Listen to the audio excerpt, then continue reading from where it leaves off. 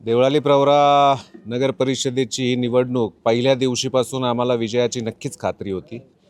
नगराध्यक्षपदासाठी चांगला लीड मिळेल ही शाश्वती मला होती, परंतु माझ्याबरोबर माझे सर्वच सहकारी विजयी व्हावे ही एक प्रामाणिक इच्छा पार्टी म्हणून माझी होती। परंतु दुर्दैवानं आमचे काही सहकारी पराभव पत्करावा लागला, त्याची नैतिक जबाबदारी पार्टी म्हणून मी स्वीकारतो। माझ्याबरोबर आमचे जे काही सहकारी निवडून आलेत नगराध्यक्षपदासाठी, लोकनियुक्त नगराध्यक्षपदासाठी मी स्वतः आणि माझ्याबरोबरचे 15 सहकारी हे निवडून आले। आम्हाला सर्वांना खात्री आहे की गावकऱ्यांनी जो आमच्यावरती विश्वास दाखवला तो आम्ही नक्की सार्थ ठरवू। पुढच्या काळामध्ये गावाच्या भविष्यासाठी जी काही चांगली कामं करावी लागतील ती नक्की करू। गाव सुरक्षित ठेवण्याच्या दृष्टीने जे काही प्रयत्न करावे लागतील ते करण्याचा आमचा नक्की प्रयत्न राहील। एक सुशासन देवळालीमध्ये असावं ही सर्व जनतेची माफक अपेक्षा आहे आणि ते टिकवण्याचा प्रयत्न आम्ही करू। नगराध्यक्ष झाल्यानंतर प्रथम प्राधान्य मागच्या 4 वर्षामध्ये प्रशासक होते।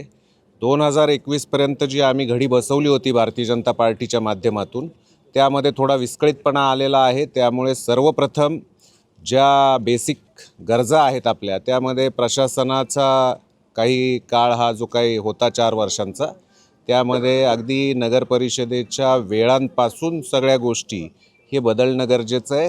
त्यावरती आम्ही काम करणार आहोत। त्याचबरोबर प्राथमिक स्वच्छता हा एक महत्त्वाचा मुद्दा असणार आहे, कारण देवळाली प्रवरा नगर परिषदेच्या माध्यमातून गावाची स्वच्छता ही कायम चांगली राहिलेली आहे। कायम गावाने बक्षिसं घेतलेली आहेत, परंतु सध्याच्या परिस्थितीमध्ये स्वच्छतेच्या बाबतीत थोडं दुर्लक्ष झालं आहे। त्यामुळे ते काम म्हणजे जी आमची स्थानिक स्तरावरची कामं आहेत यामध्ये तर नक्की प्राधान्याने लक्ष घालू आम्ही। त्याचबरोबर आमची जी पाणी योजना आहे त्या पाणी योजनेची मुळा डॅमवरून येणारी लाईन ही खराब झालेली आहे किंवा खराब होत चालली आहे, त्यामुळे पाणी पुरवठ्याला कधीही भविष्यात अडचण येऊ शकते।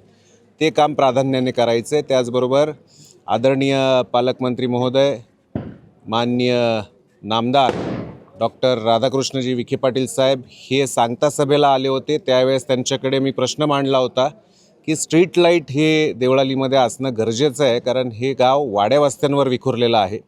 त्यामुळे प्रभाग क्रमांक 1 ते प्रभाग क्रमांक 10 संपूर्ण वाड्या वस्त्यांवरती सोलर स्ट्रीट लाईट हा त्यांनी आम्हाला शब्द दिला आहे निधीची तरतूद करून देण्याचा, तर ते काम प्राधान्याने करण्याचा आमचा एक प्रयत्न राहील।